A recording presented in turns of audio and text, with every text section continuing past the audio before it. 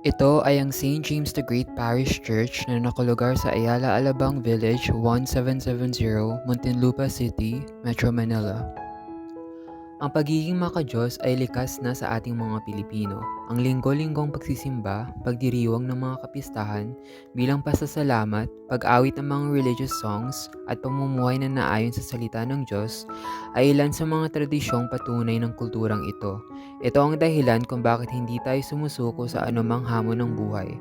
Ito ang nagbibigay sa atin ng katapangan na bumangon at magsimula muli.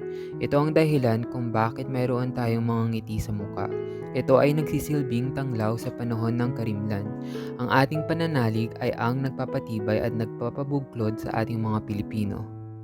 Dito sa aming pamayanan ay nakasentro ang aming mga kultura base sa aming pananampalataya.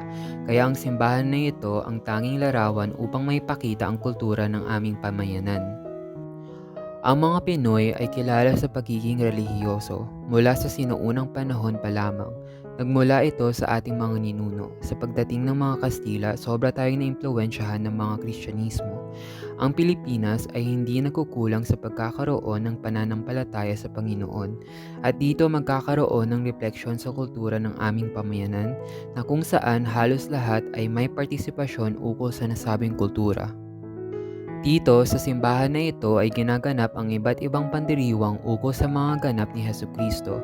Halimbawa na lamang ang pagdiriwang ng Semana Santa na kung saan sa pinakahuling araw ay may piyesta para sa pagkabuhay muli ng Panginoong Hesukristo.